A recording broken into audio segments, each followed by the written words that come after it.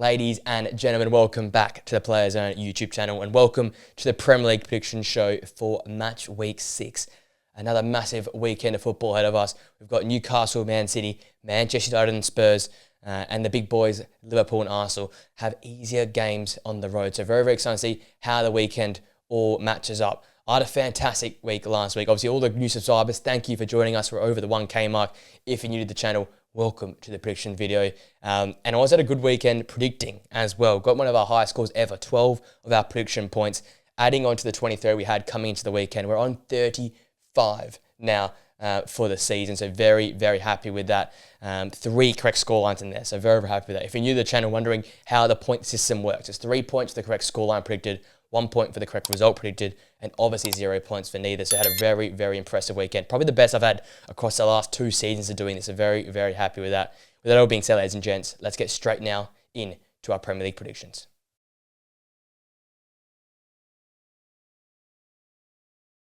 Our first game is arguably the biggest one of the weekend. Newcastle host Manchester City. It's always a big game between these two clubs, especially in the last 2 seasons. Newcastle picked up their first loss of the season last weekend out versus Fulham, but it's been coming. It's felt like Newcastle haven't really kicked into gear yet this season, and they were outplayed by a very strong Fulham attacking performance. I think this game here is a chance for Newcastle to really establish himself and really get a foothold in this season here. Yes, they've started so well. Yes, they're only 3 points off the top, but I feel like a win here really kickstarts their season. They haven't really played a great game yet. There's been a lot of good moments, but haven't put together a full 90 minutes. And if it wasn't for Nick Pope on the weekend, it could have been a lot worse. I think coming to this game here, you're going to need a defensive masterclass. Kieran Trippier at his best, Burn at his best.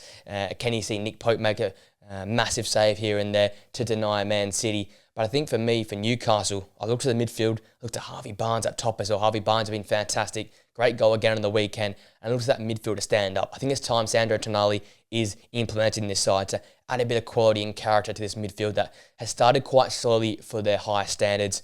Looking at Man City, in the end, a really good result versus Arsenal to get that second goal and get a point. I know some people have said it's been disappointing for Arsenal or disappointing for Man City. I think in the end, both teams will take the result. I think Arsenal, one of the best defences in the league. The fact you can go and score 2 goals past them despite having 10 men shows the quality of this Man City side. You lose Rodri though, you don't have any KDB, so it's going to be a tough period here. It looks like Rodri's out for the season. So I look at this game here, who's going to establish himself as that main holder? Will it be Mateo Kovacic? Will it be a combination of Kovacic alongside Rico Lewis? Or is it John Stones? I have to wait and see, but really keen to see how they match up against a Newcastle side on the weekend.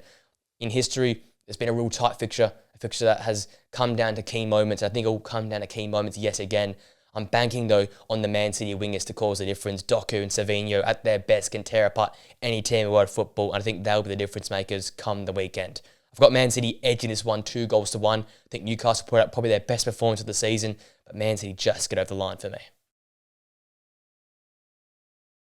We move to London as Chelsea host Brighton for our next game here, and this one's going to be one of the most entertaining from the weekend. Chelsea off the back of a 3-0 smashing at the hands of West Ham. But I can't really judge it because West Ham were so poor on the weekend. But we've seen Chelsea now twice this season make teams look very, very poor and look very good on the counter-attack. They basically allowed West Ham to get into their half and then go spring the counter-attack and cause them so many problems. We saw it quite similar versus Wolves near the start of the season as well. So is there a common trend here? And I think this is the ability to get out of Brighton so they love a lot of possession.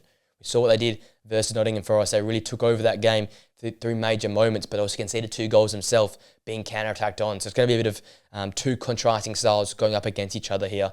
The side, Hertzler, and the side here, Brighton, very, very positive so far. In the end, I think it's a handy point versus a dangerous Nottingham Forest side.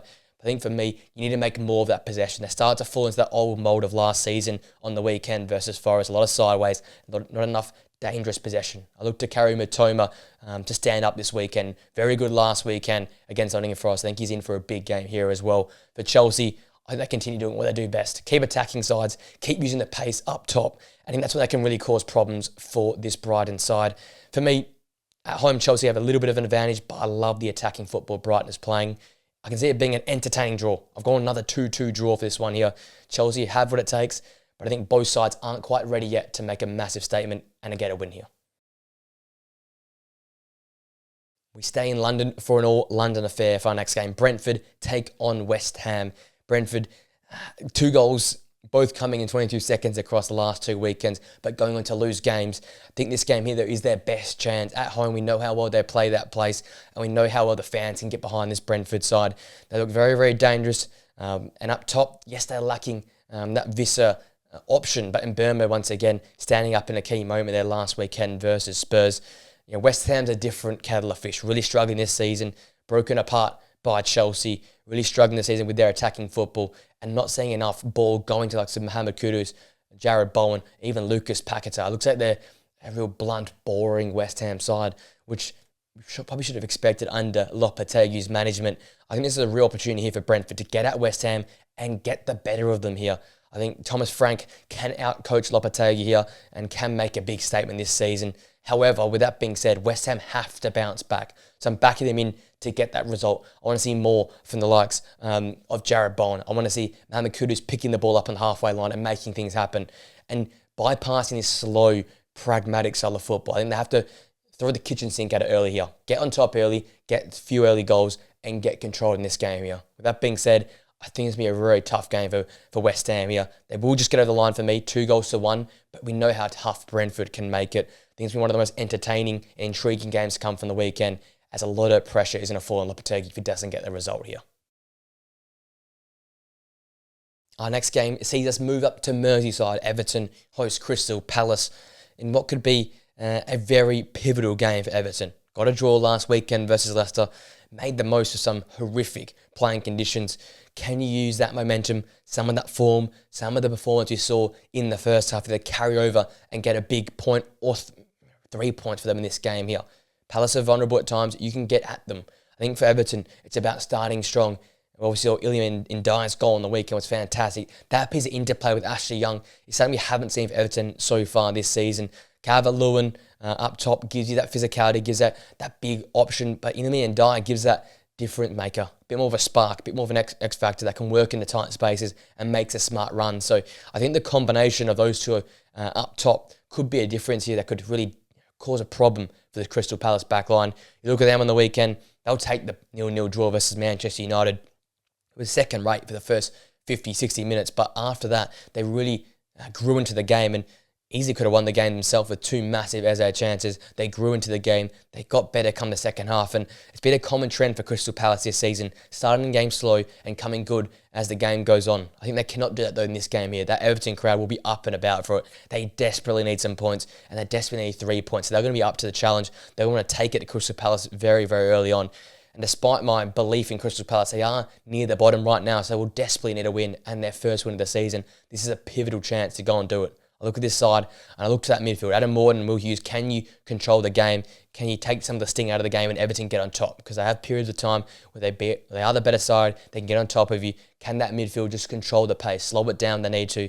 Then I look up top. Can Eze convert his chances? Can Matessa get more of those big chances to score goals? If that all happens, I think Crystal Palace cruise the game. With that being said, I think Everton, they're going to throw everything out of here. This is a massive game for them to continue some momentum. They're going to need momentum this season to stay in the Premier League. It's going to be tough. I back Palace in though, 2-0 for me, and they get over the line in a very tough away day here. Arsenal and Leicester is our next game here. Arsenal back at home after a very, very important draw away at Man City. 2-2, fighting with 10 men for over half the game. A very impressive result, and it took to one of the last kicks of the game for Man City to break through this back line. That defence is rock solid, and I can't see them having many problems here versus the Leicester side. Yes, Leicester love having possession. Yes, they like trying to stretch teams that way and make teams press on them and find gaps in between the lines, but Arsenal are too good. I just don't give Leicester much of a chance here. They come off the back of a draw versus Everton. Yes, conditions were poor, but really disappointing result. They'd expect more from a game versus a very poor Everton side, especially the form they came into the game with. I think Leicester here get exposed. I think Man City, that performance, what Arsenal put up against Man City, gives them the confidence that they can do it with 10 men, with backs against the walls. And I think here in this game here, Bukayo Saka, Kai Havertz, and Gary Martinelli all got in the score sheet. I think the front three really cause a problem here for Leicester City. And I think it's one of the better performances we'll see from Martinelli this weekend. He needs to bounce back, and I think this is the week for him to do it. I'm predicting a 3-0 Arsenal result. The front three dominate. Leicester don't have much of a chance here for me, and Arsenal get back on track with another 3 points here. One of the more intriguing games for the weekend is Nottingham Forest, who host Fulham. Both teams coming off important games in the weekend, a massive win for Fulham and an important point for Nottingham Forest on the road. Starting with them, again, travelling to Brighton, another unbeaten team, and taking it to them. Nuno swung the axe at half-time, made a lot of changes to fix the side up, but in key moments, they took their chances. Hudson-Odoi impressive on the counter-attack. Chris Wood taking the opportunity when he got it. And I think all in all, that defence, that back line, Milenkovic alongside Murillo is looking very, very solid at this current point in time and a real underrated feature of the Nottingham Forest side. They remain unbeaten, they remain playing some great football, and at home, at the City ground, we know how dangerous they can be. On the contrary, we've got Fulham, great side, who yo-yo up and down, a great comeback, bounce back type performance after dominating the game versus West Ham and handing the 3 points away late with the Danny Ings goal. They go and stamp their authority versus Newcastle, get an impressive 3-1 result, and once again that front four is firing. Got an in-form Raul Jimenez, an in-form Alex Iwobi, a dangerous Adama Traore, and Emile Smith-Rowe doing what we all thought he would do and dictate the game for Fulham. So it's two different styles of football. The counter-attacking, the fiery, on the break type team in Nottingham Forest who prefer not to have the ball versus a Fulham side that play through the lines, play some beautiful football, can press at you, but prefer to have the ball at their feet and play that sort of way as well. So we've got two contrasting styles. I do back in Nottingham Forest though. I like the work in the midfield there of Elliot Anderson. I like the pressing and pressure they have up top. Chris Wood scoring goals, finding a way to find the back of the net. You've got Hudson-Odoi's pace, Anthony Alanga, the electricity there as well. And two of the best centre-back combinations in the league there. Murillo and Milenkovic as a combinations got you up there in the top 5 right now in terms of their form. They're really hard to break down. Yes, Brighton scored 2, but all in all, they were very, very impressive in that game to stop a very attacking Brighton side. With that being said, as I said, I back Nottingham Forest in. 2-1 for me. I think it's going to be a back and forth type game, but the home ground advantage and the form of these Nottingham Forest players, for me, gets them over the line here against Fulham. Wolves and Liverpool are our next game here. And once again, I feel for Wolves fans. Really struggling this season, but playing some great football. They're coming against some great sides. They've been competitive for a lot of games, but they just can't get over the line. And the importance of playing 90 minutes in the Premier League is so clear to be seen. They were great versus Villa for an hour, basically. 60 minutes, the injury to Mosquera, and then it all falls apart. It was a tough 3-1 loss to take, but there's some positive there to be seen. Like there was a week ago versus Newcastle as well. They're playing some great football in patches. They've got to try and just extend that performance through the 90 minutes. I look at this side here. It's going to be an uphill battle versus Liverpool. I don't give them much of a chance. But the way Andre's been playing at the heart of that team in the midfield area, there's been impressive. Picking the ball up, breaking the play up, and driving Wolves forward. The creativity of Mateus Cunha right now, and the impressive start Strand Lance has made coming across from La Liga to the Premier League with his physicality and his direct running in behind. I've really, really enjoyed that. They come against a really dangerous Liverpool side though. McAllister and Gravenberch in fantastic form. Luis Diaz finding the back of the net at will at the moment. And I tell you what, from the weekend, an informed Darwin Núñez as well. So it's a really, really dangerous side to go up against. And despite Mo Salah getting an assist on the weekend, I think he's been quite poor across the last 3 to 4 games. So expecting to bounce back here. And I expect Liverpool to dominate this game. They're a team under Arne Slot that doesn't play with much emotion anymore. They control games. They don't need to boss it throughout, but they find their moments. And like we saw last weekend versus Bournemouth, it was a 15-minute patch, which they were fantastic. That got them the 3 goals. That got them the 3-0 result. And I expect them to do quite similar here on the road versus Wolves. I think they win this game quite comfortably. Going a 4-0 scoreline here. I think Liverpool's quality right now is just going to be too much for Wolves to handle. Our next game sees the Tractor Boys, Ipswich Town, hosting Aston Villa. It's a big game for Ipswich Town. They've had an interesting start to the season. Another team that has been a team that's performed in patches. What we would expect from a promoted side. But we haven't seen the same attacking brand of football and the flourish of the likes of Leif Davis, the likes of Amari Hutchinson in the final third, Wes Burns as well. We haven't quite seen the best of them yet, and it could be a chance here at home to stamp their authority early. Aston Villa are a slow starting side. We've seen that so far this season. They've made countless comebacks, but they've started games poorly. First halves, they've been very slow and haven't been at the races. I think there's a real chance here for Ipswich to get at Aston Villa early, play quickly, feed the front four, get Sammy Smodics, get Delap, get Hutchinson, get Burns, touch the football early, try and stretch this Villa side and take advantage of the slow starting nature of this side, especially a team that's played a lot of football across the last 2 weeks here. That for me is the key. Start strong for Ipswich Town.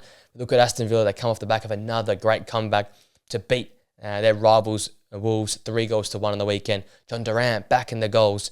once again to seal the game. Enzo Konza with a great goal to get that 2-1, eventually the winner in that game there as well. And once again, Morgan Rogers alongside Jacob Ramsey, the unspoken heroes of this Villa side.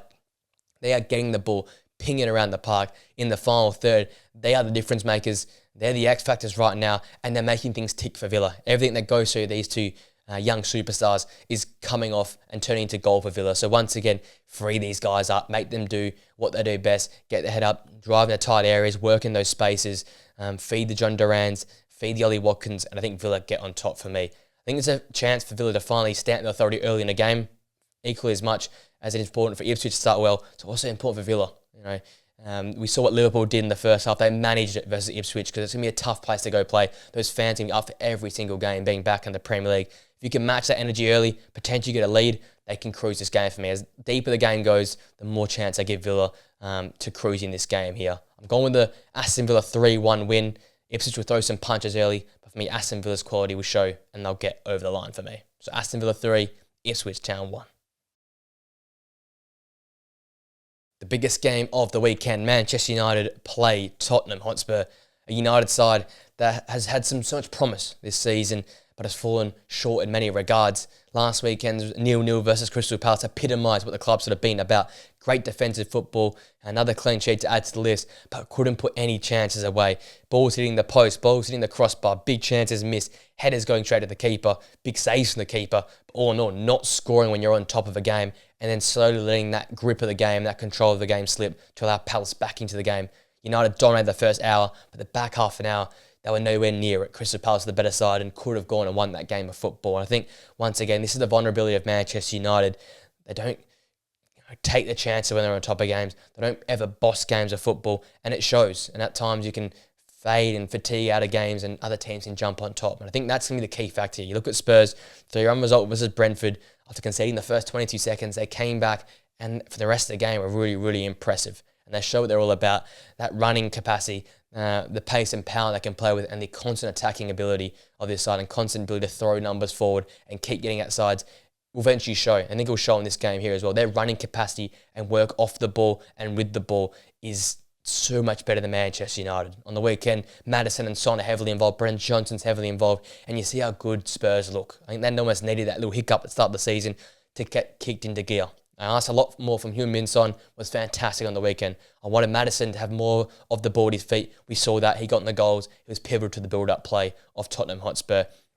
I think they've kicked in the form here. I think they'll really get at Manchester United's side here. I think United's strength is defensively, and they'll be good yet again, but Spurs' overwhelming attacking ability will come and show in this game here. It's going to be a battle of who's fitter, who can run harder, who can work harder, and that's what Ange Postecoglou's Spurs side is all about. And I think that's why they'll get on top for me in this game here. Yes, it's hard to travel to Old Trafford, but I think Ange's Spurs have the ability to go and do it. I've gone with a 3-1 Spurs win for me. United have the ability to go and win this game of football, but Spurs' talent, Spurs attacking football, it'll be too much for me and too much for Manchester United to handle.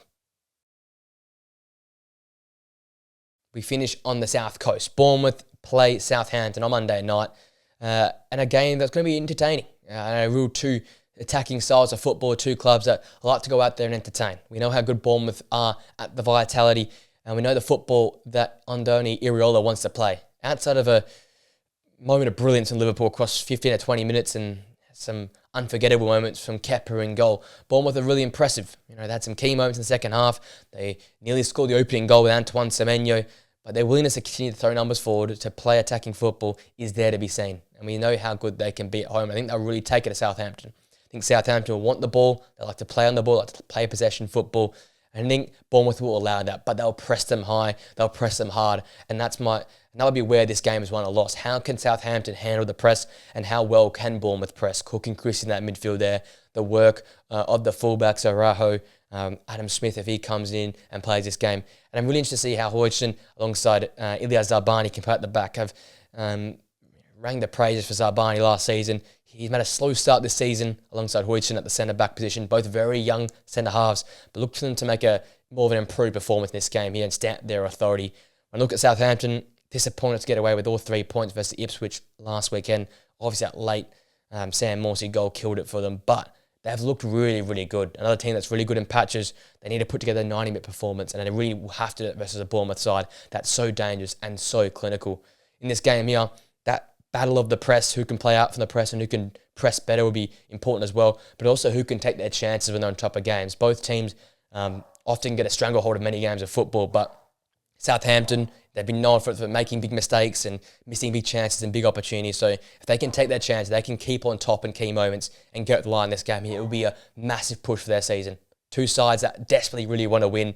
I look at some of the players in Southampton, Dibbling, Sugawara, even Adam Armstrong. You think it's about time these guys stand up and get a big result. Look at Bournemouth.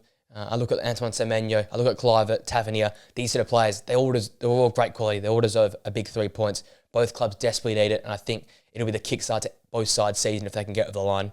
With that being said, the home form of Bournemouth, the quality of Bournemouth, I've got them win this game 3-1, but I think it'll be really, really tight throughout the full 90 minutes.